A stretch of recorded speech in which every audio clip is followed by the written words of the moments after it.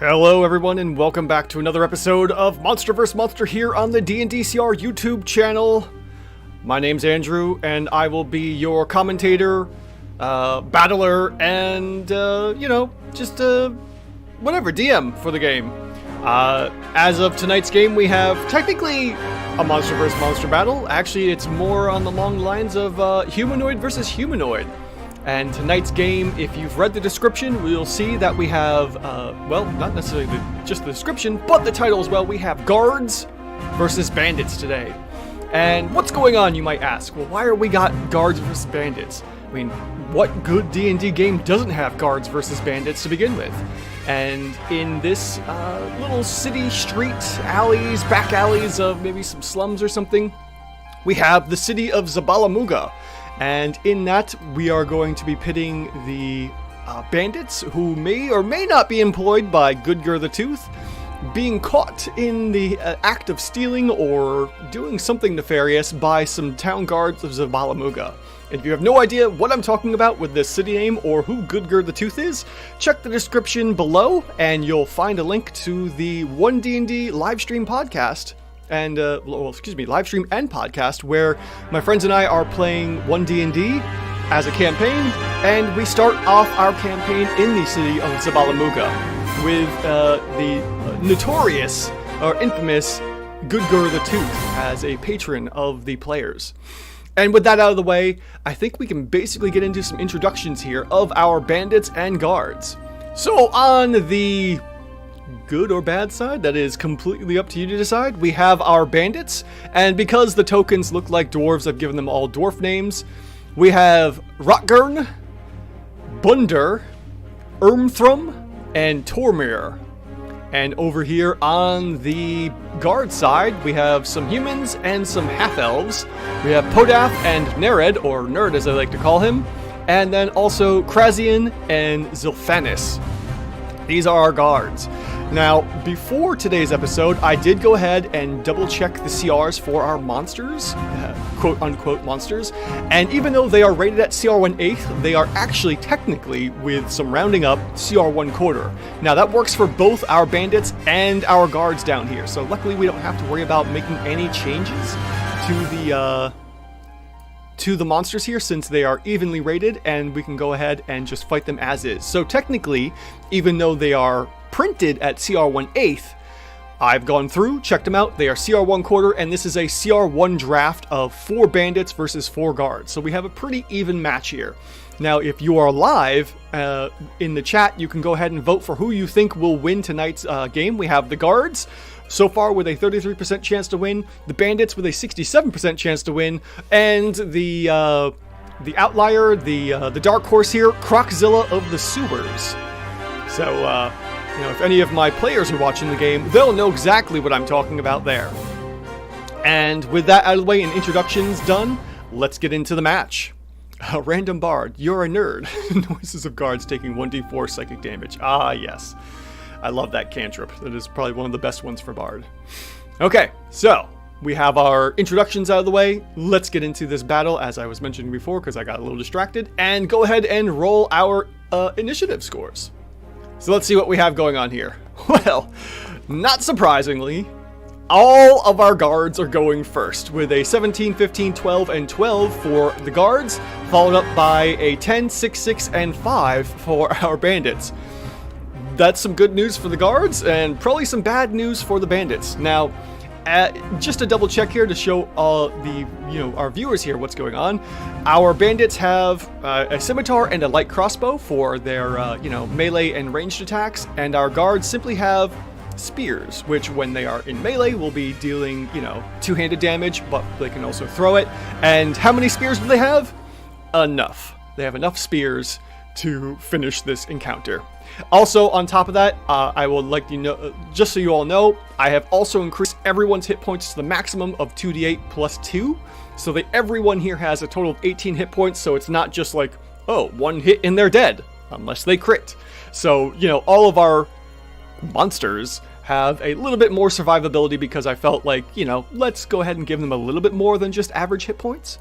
So everyone here is leveled off at 18 and everything is squared away. All right, let's go ahead and begin round 1 of combat with Nerid or Nerd. Nerd gets to go first, and Nerd, seeing the targets here, has 30 feet of movement, and will go ahead and move that 30 feet up nice and quick, and has the, 2060 on the spears, I believe? Let's see here. Range 5 feet if we're not throwing them. And that's, yes, 2060. So, might as well target the first one and take care of, disabling these bandits. They don't necessarily want to kill them outright. Maybe they're just looking to, arrest them and bring them in to get more information on Goodger, and maybe, bring this businessman and hustler down a bit. Let's see here. Herr Doctor, I believe I said it earlier somewhere. I asked players to say an insult as a verbal component, and if they come up with a good one, enemies get disadvantage on the save. Ooh, I like that, Herr Doctor. Very good. Yes, a vicious mockery. Thank you. I could not think of it in that moment. Alright, so Nerd here is going to go ahead and make a disadvantage attack because it's over the 20-foot range, and we'll go ahead and attack Tormir first. So we'll hit up that targeting and go for a spear attack for attack number 1 of round 1 of combat. So if we watch carefully, we should have a spear that gets thrown. Yep, there it goes, twirling for some reason in the air, and we have a base 11 to hit because of disadvantage, and there is no damage there. So that is Nerd's turn, and we move on to Zilphanis. Zilphanis is also in the back. You know how it is. The guards roll up on the quote-unquote bad guys, scream halt, you're under arrest, and then start throwing spears. Happens all the time. So we're going to go ahead and go for another spear throw at Tormir since they're the closest one in range, and see what happens with that disadvantage attack. We have a base 13 for a total of 16, and Tormir is first hit for 3 points of thrown spear damage. Alright, so Zilphanis is the first one to draw blood, and we move on to Podaf, who is next. Alright, Podaf is over here, and they're going to go ahead and move up. We'll go to here, so they straight up 30 feet. And since we already have one of our targets being attacked, Evil Lord Gravy, hey bud, did you miss much? No, we are just at the top of round 1. We are partway through our guards, and they're doing some disadvantaged spear throw attacks right now. So Podaf here is going to switch target, seeing that one of the bandits has already been injured, and try to injure another one. So we'll go ahead and swap targets, and Podaf is going to throw a spear at disadvantage.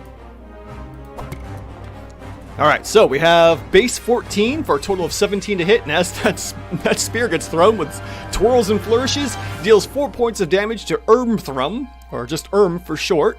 And we have another a bit of blood drawn here as the bandits were not paying attention to what was going on, necessarily. Alright, so that is the end of Podaf's turn, and we move on last to Krazian, our final guard to go, and technical half-elf. So we're going to go ahead and move up 30 feet as they all move up in a line. Why? I don't know. That's just what they do. And since we already have another one being targeted and drawn blood, we're going to go ahead and see. How far is that? 40 feet? Perfect. Okay. So Krazian is going to target Bunder back here, and throw himself a spear disadvantage for the long shot. Alright, so let's see here. Peasant railgun, whatever you call it. Peasant railgun. Yes, I know about the peasant cannon, the railgun strategy. I think that was from D&D Shorts, and really, really funny. At least that's where I saw it anyways. Alright, so we have a base, base 6 plus 9 total, and that is definitely going to be a miss as Krazian chucks a spear at Bundar in the back there and misses, sadly. So that is the end of our guards attacks, and we move on to Rotgern, who is going to be the first bandit to attack.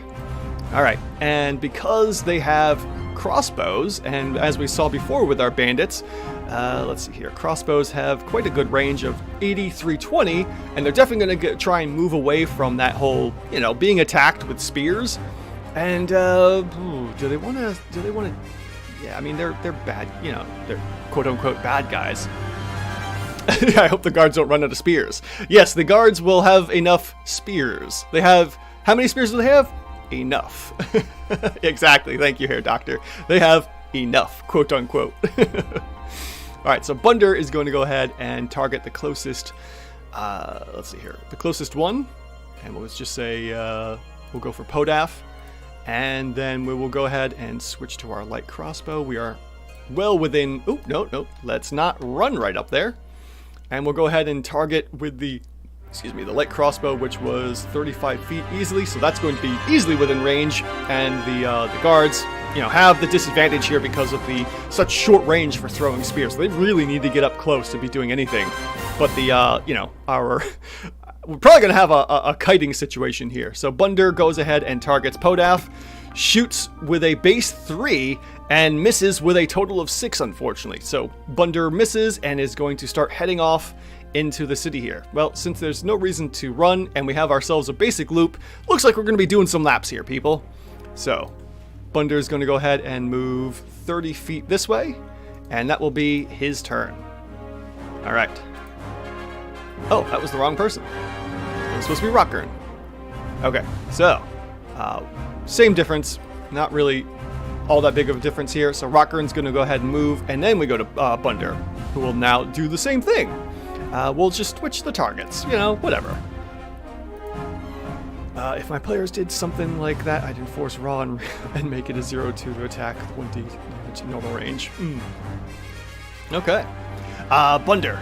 So Bunder's going to go, it was supposed to be Rocker and that attack. They're all the same thing, basically. And attacking Nerid. So Nerd's going to get attacked, and we're going to attack with a light crossbow. Alright, so we are at range. Base 9 for a total of 12, and another light crossbow miss as Bunder rushes off into the alleys as well. Alright, so up next is going to be Ermthrum, or Erm for short. And Erm being hit is also going to take a shot at Nerd and go for that light crossbow attack. Let's see here. We've got a base 1. Oh, and that is a critical miss. Unfortunately, the shot goes wide. You hear a crash in the background as, an arrow goes through a window, and someone cries out like, "Ah, what is this garbage?" And yeah, please cue up the Benny Hill music, as that is the next thing, the next section here. All right, so we have Erm going to head and roll up 5 feet to there, moves another 5 feet, and that will be their turn as they make their way rushing back that way. And last to go is Tormur.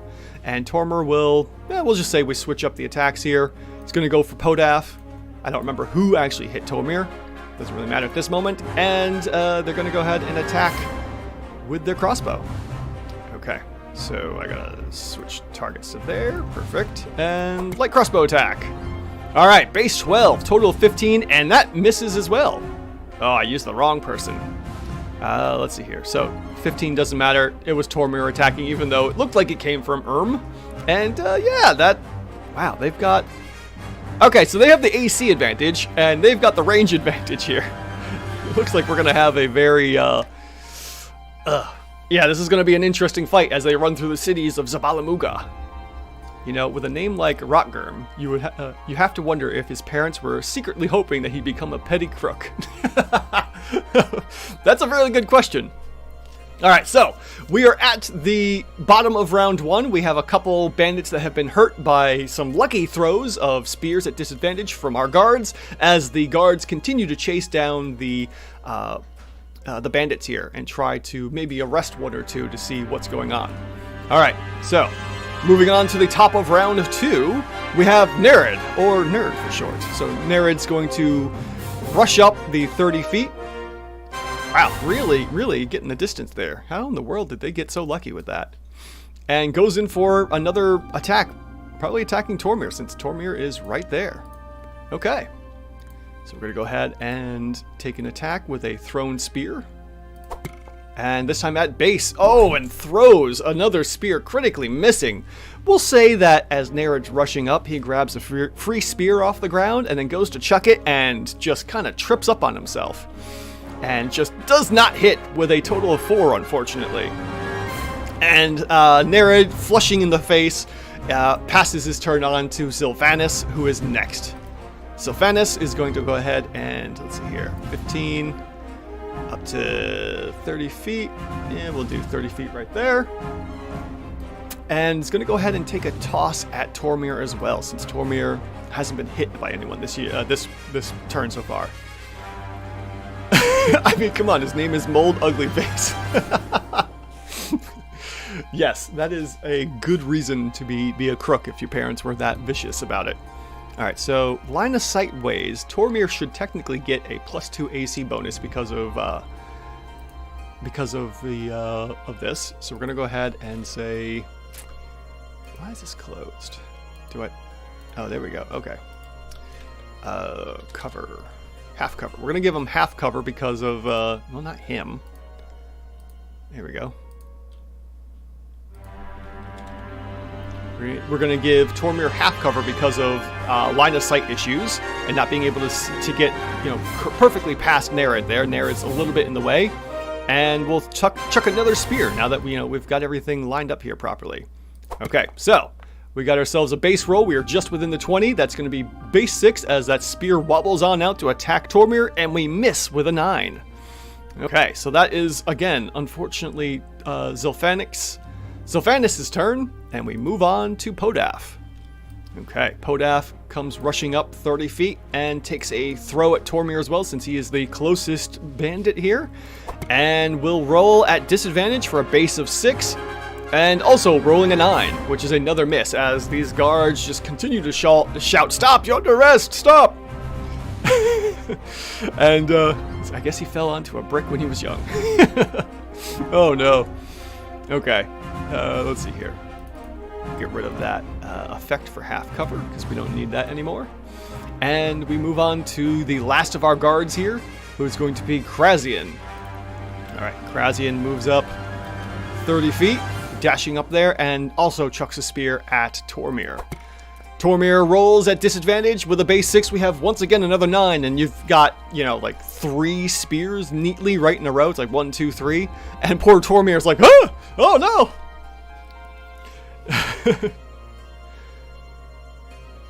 Yeah, that's very true there, Evil Gravy. Zilphanis came dangerously close to triggering that hidden cover optional rule, with the cover being Nerid.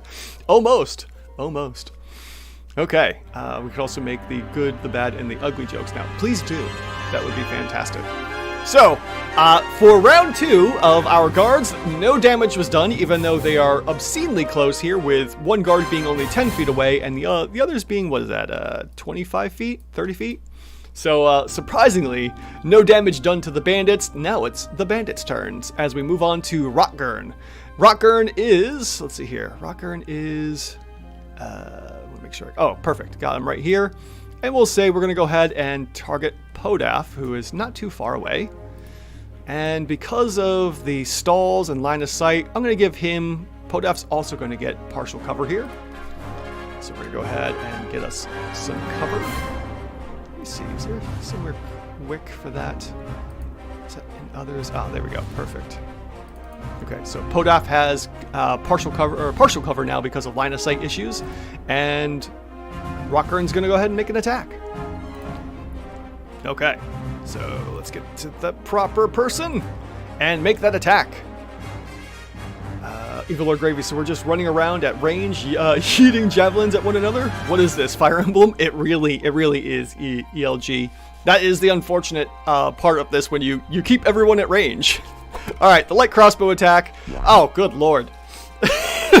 So Rotgurn, being the dwarf, goes rushing along with, stubby legs, and tries to do this jump shot, turns and takes a shot, but just immediately hits right into the canopy of this building here, and misses shooting the person that's trying to sell some wares in maybe the side market here, and just completely fails to hit the mark here with a 1 on the attack roll. And flushed and confused, Rotgurn goes ahead and dashes into the next alley. Go to there, and we'll say rushes down into there. Moving into the alley here. Okay, so next up is Bunder. And Bunder is, let's see, what is Bunder going to do? Bunder is over here. We're going to say he's going to go ahead and attack Nerd, and has clear line of sight, so we're not going to worry about any kind of cover there, and we'll take a light crossbow shot. So, okay, we got that, got the targeting, let's get rid of that. And light crossbow shot. Let's see here. Okay, base 12, and we still miss. But just barely missed the guard with an AC of 16. No damage dealt again, and Bunder goes rushing off into the alleys. So 10 feet to there, and 30 feet to there. Alright. Queue up Benny Hill, please do, yes. This is just the Matrix parody where Neo dodges all the bullets by falling over. Love it. Oh no. It really is. This is just like a bad, this is a bad Matrix cover. Oh man. Okay, so Erm's turn. Erm is all the way over here. Erm is going to move 5 feet to here and then take a shot at Nerid, who is, we'll say, I mean, because of the angles and that cart, I'm just going to give it to him. No cover there. So one shot off. And, oh, jeez. Base 3, total of 6 to attack. Misses horribly. And finishes his turn moving off into the alleyway here. So, there's 25 feet there. Just looking to see where everyone could go. Cat, you gotta move. Cat. Out of my screen, please. Thank you. My cat was blocking my view. I can't see. Alright, and that's Erm's turn. Still no damage to the guards with a reasonably hittable AC of 16. And we move on to Tormur, who is the last one in the alleyway here, as, you know, maybe he'll take a shot at Nerid. I mean, Nerid's right there. Why not? I mean, everyone's been throwing spears at him, so sure, might as well. Okay, here we go. Close range within 10 feet. Can he hit him? With a base 9 and a total of 12? No, that is another miss as this Bandits. Oh my goodness, this Bandits cannot do any work at all. And we will rush down here and duck down into this alleyway for another 30 feet. And that is the end of round 2. We have no deaths here. And before we get to the end of round 2, I forgot to do something here. So I'm going to go ahead and roll a D100 for the top of round 1 and see if something happens here. So we're rolling our D100. No, I want 1. We're going to roll that. And we have a 69. Nice. Nothing happens at the top of round 1. Now that the top of round 2, we are now ending round 2, and we're going to go to the top of round 3. And at the top of round 3, we're going to roll another D100 to see if something happens. Yes, you did hear a meow. That was my one cat Pumpkin, probably looking to get outside the house. And our second D100 of the night for the top of round 3 resulted in a 63, and we have nothing happens. Okay, so let's continue on with round 3 here, folks, and see if this Benny Hill madness can finally be put to an end, if maybe the guards can successfully capture at least one bandit, or if the bandits just make off with whatever intel, stolen goods, or stuff that they have for Goodger. Because, you know, Goodger's a businessman and a hustler. He's just got to do what he's got to do, baby. That's all there is. Okay, so Nerid up first is going to go ahead and let's see here. Did we move? Yeah, he's going to do 25 feet to here. And he's going to pivot around there and go in for another toss. And since Tormir is the one that is already pretty hurt up, he's going to go ahead and give a toss of a spear to Tormir. Since, you know, he's leaving the blood trail. Rastlin, welcome aboard! Everyone is having Stormtrooper aim for the cinematic experience. They really are. They truly, truly are. This is obscene how bad this is going. Everyone's like, oh god, Maybe if the guards dash into range, maybe? Yeah, but then they could just drop their bows and, you know, that is a possibility, but they're just guards. I don't know. We could do a couple of those. We'll see what happens. I mean, this is kind of silly, just everyone throwing spears and not trying to get hit. If anything, this is just hilarious to me. Alright, so Nerid's going to go ahead and toss a spear at range. So this is a base roll here. And let's see what happens. We have ourselves a, base 13, total of 16. And the spear goes flying out and hits Tormir for 3 points of damage. Alright, not bad, not bad. So we're close to being bloodied because I gave everyone max hit points of 18 rather than 11. And yeah, that's one more shot for the guards. The guards are doing work, but because of a little extra hit points, no one's really dying. Clearly guards aren't paid enough to actually endanger themselves. See, there you go, ELG. Perfect. Perfect. All right, up next is Zilphanis. And Zilphanis is going to, move up 30 feet. And unfortunately, because of line of sight, is going to... It's a good question. Do they get closer or do they just kind of move over? They're going to move over to here. Dash up. That's going to be all their movement and kind of hide behind here. So I'm going to give him... I'm going to give him like 3/4 coverage because of where he's at. So we're going to go ahead and give 3/4 coverage there.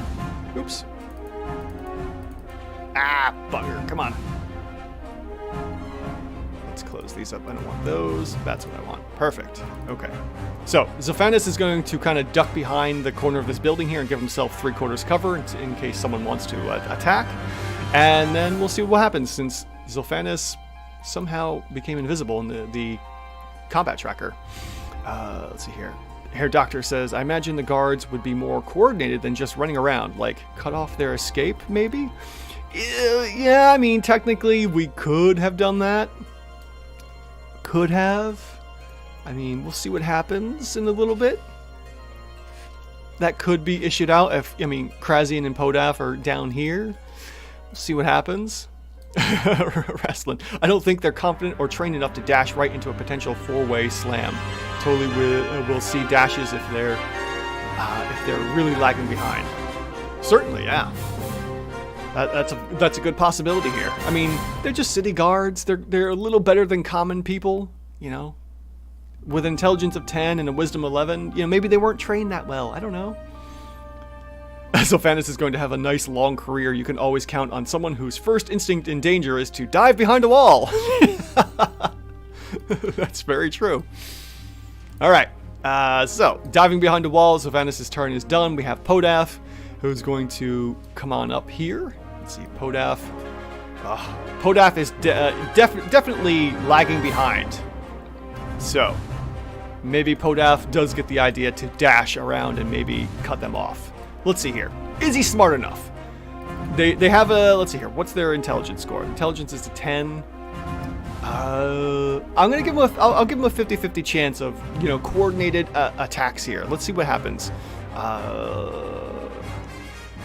Insight check. Insight. That would probably be a good idea. Yeah, we'll roll insight and see what happens. Above a 10. All right. Cool. So yes, sure enough, he's going to with that he's like, all right, we'll cut him off with the pass since they've gone down the alley here, and we'll dash down. Move here and then dash down as well. So he's going to go this way, and then Krazian. What's Krazian do? Is he going to follow suit and try to cut them off, or back up the group? That's a good question. Let's roll another insight check here. Above a 10, he'll follow and help out.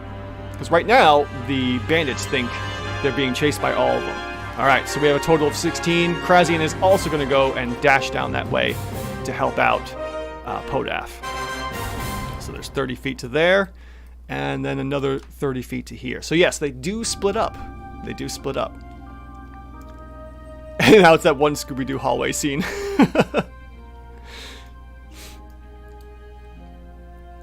Dude, why are you doing that? So they can't meet.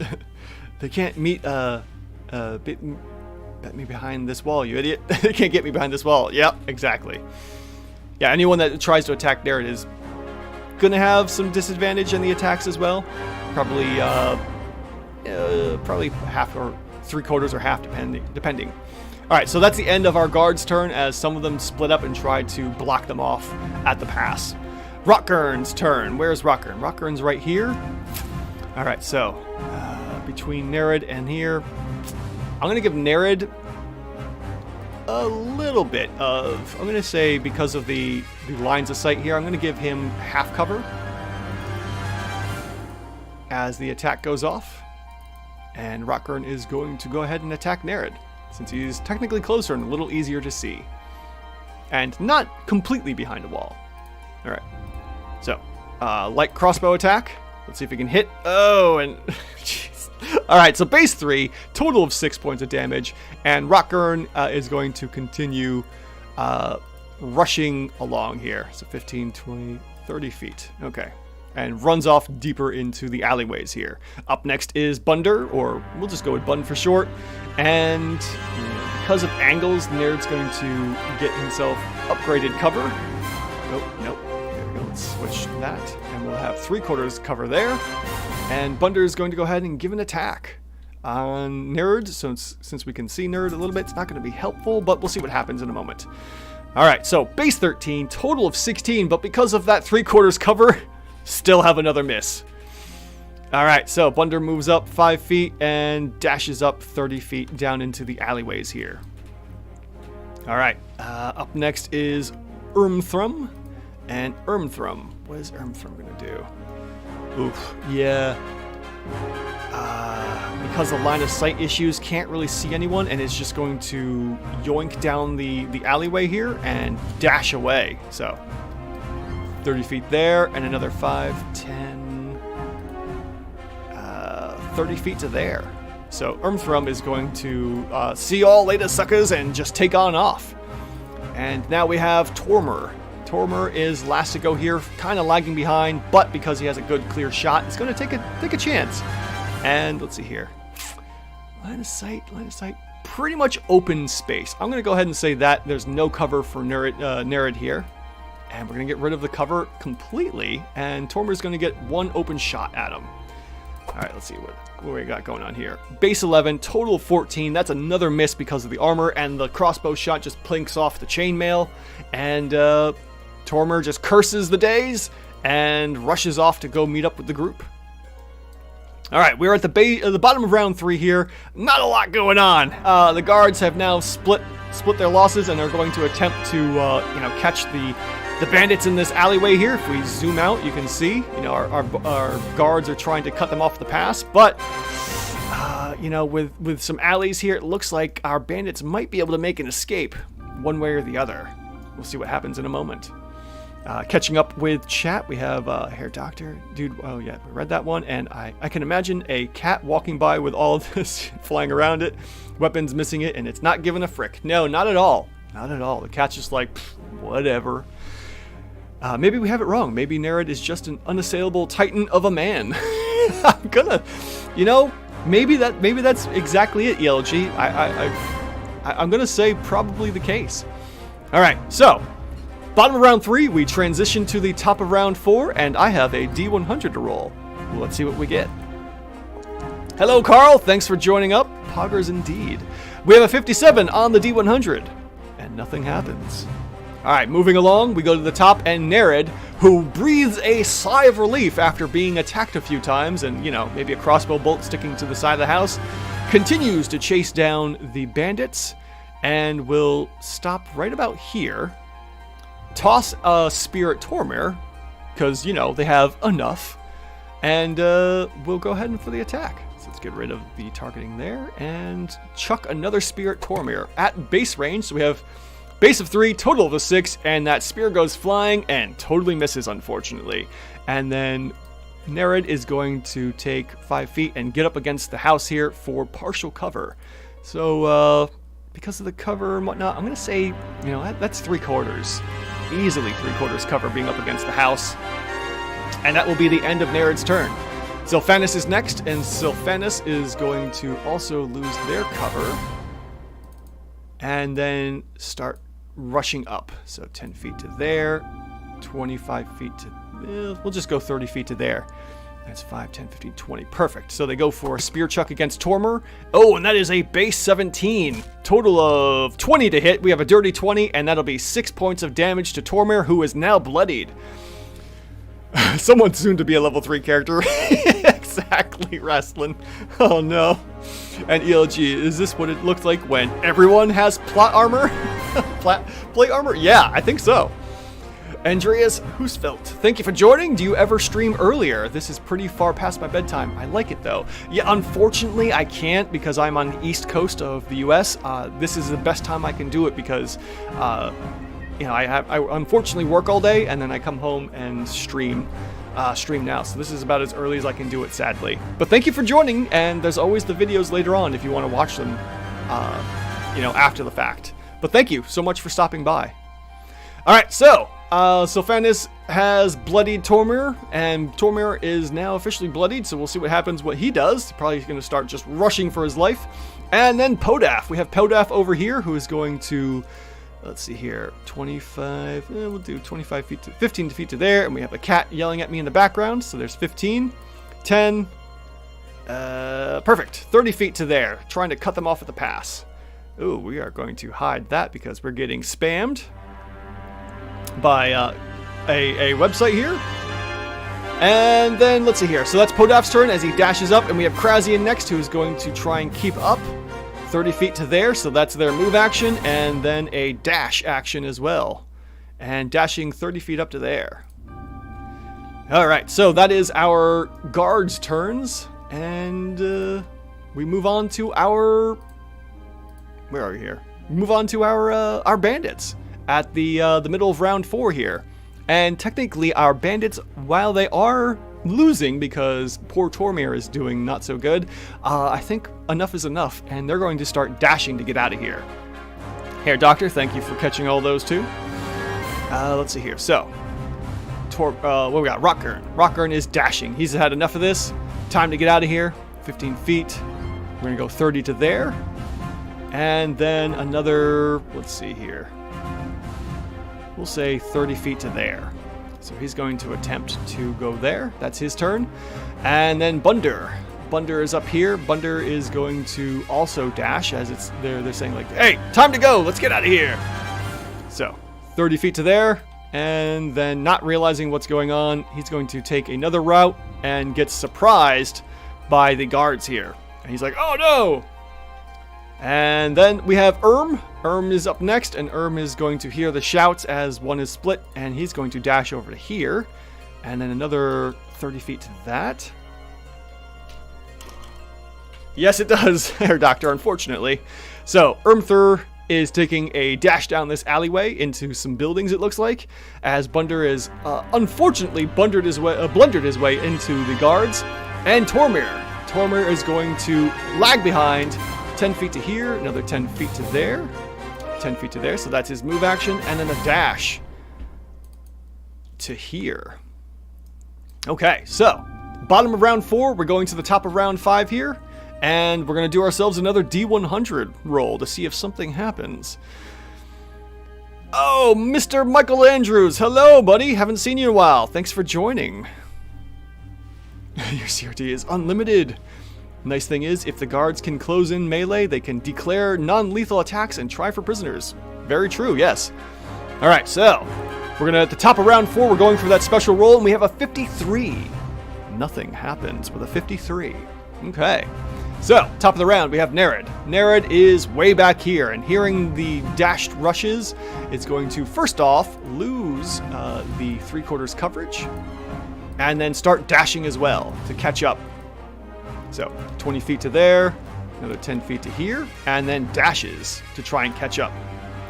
Seeing that Tormir has been bloodied, and then finally, well, let's finish this up correctly.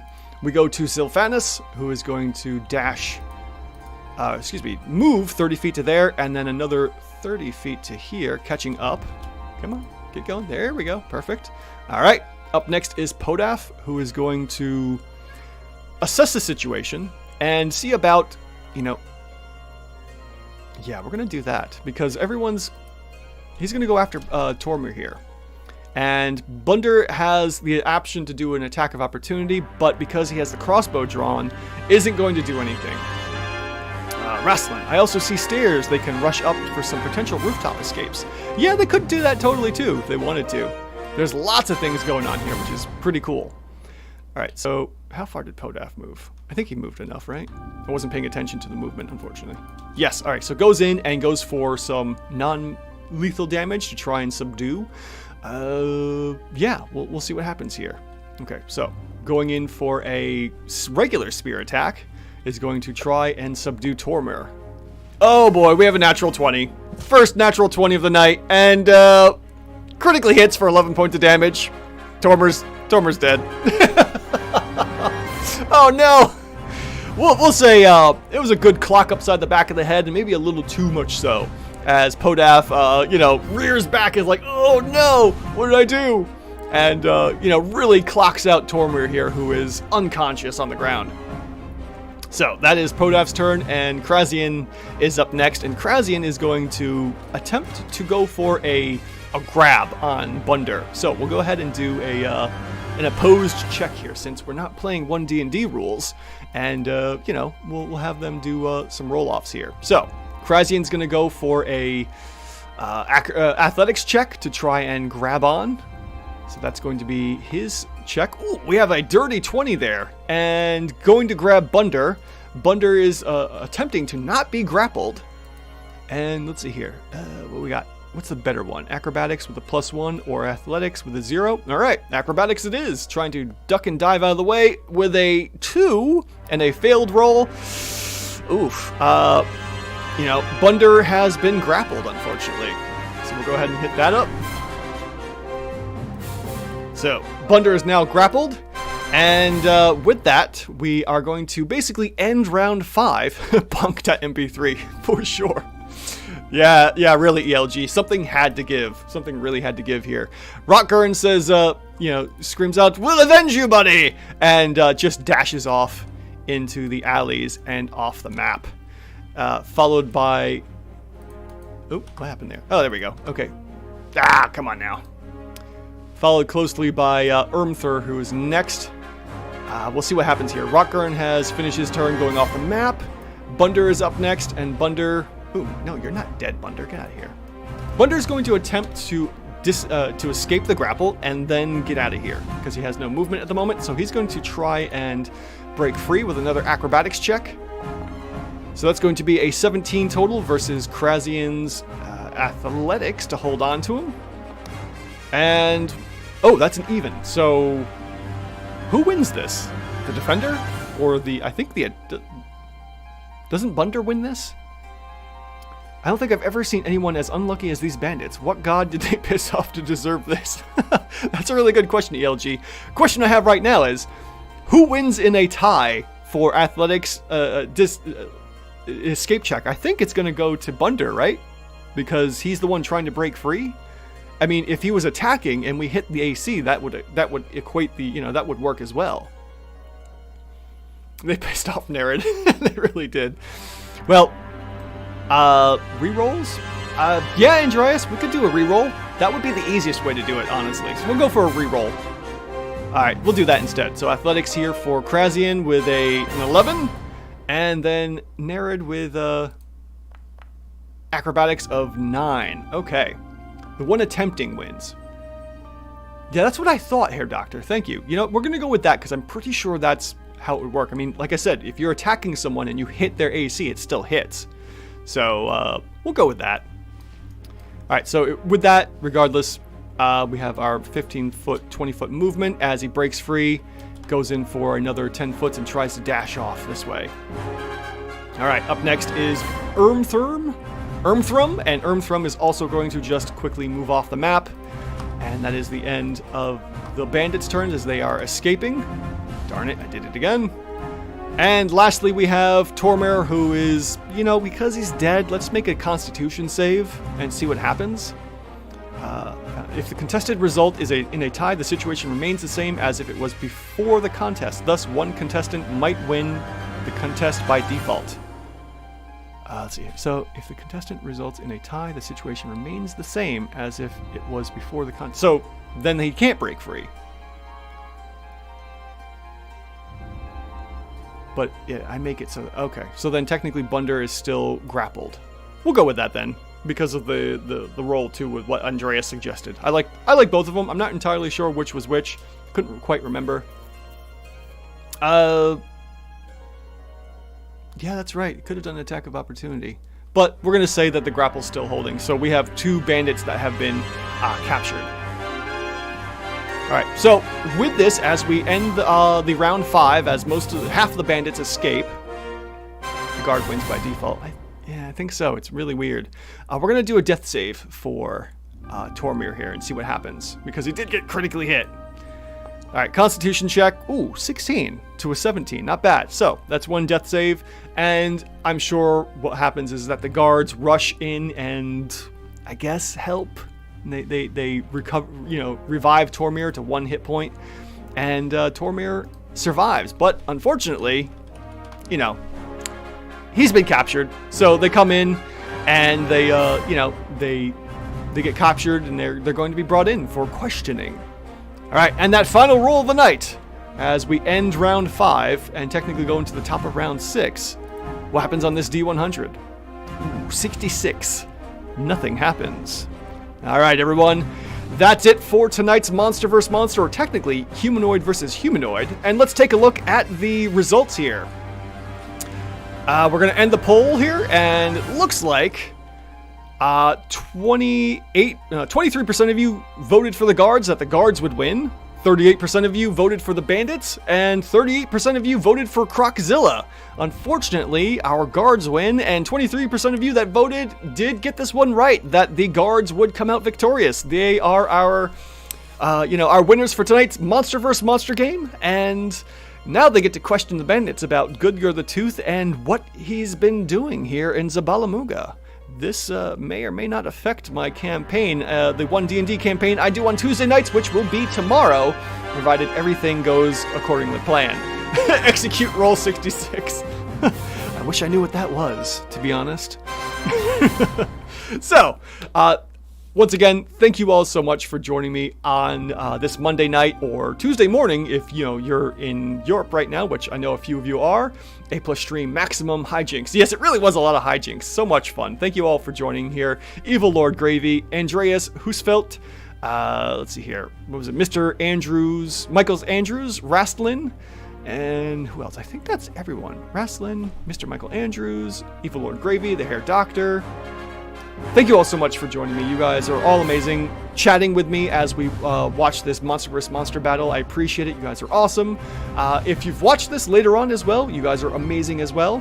A little bit more information here. Yes, side quest has come back to Gudgur, and he's being arrested.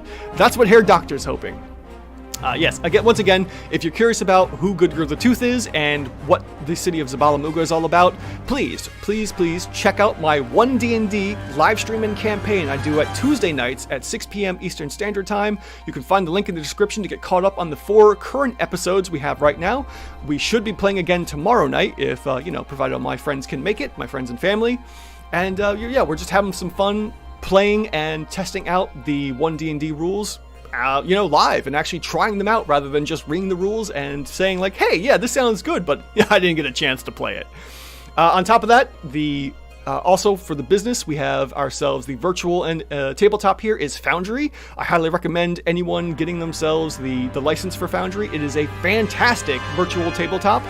$50 for one shot, and then you can mod the heck out of it. There's no subscriptions to pay unless you want to go to the guy's Patreon and support them that way on top of it. I highly recommend it.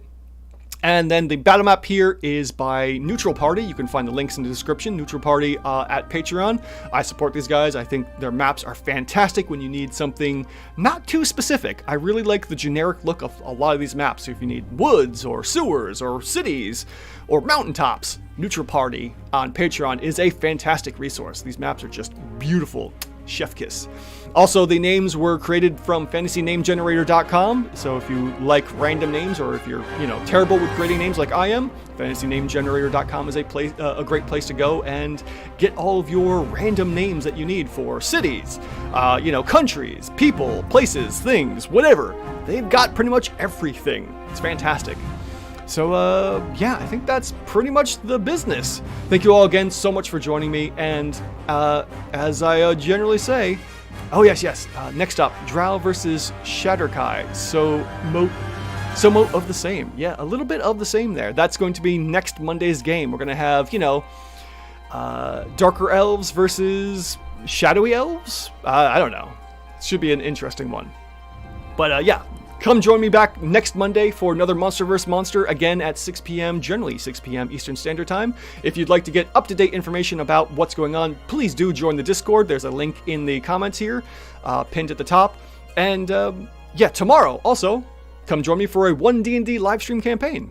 All right. Edge versus Edge. Very true, ELG. Thank you so much. All right, everyone. I don't know if I said it already, but this is me, Andrew, asking the question as always, are your encounters even rated? Thank you all so much, everyone, for joining me, and I will see you tomorrow.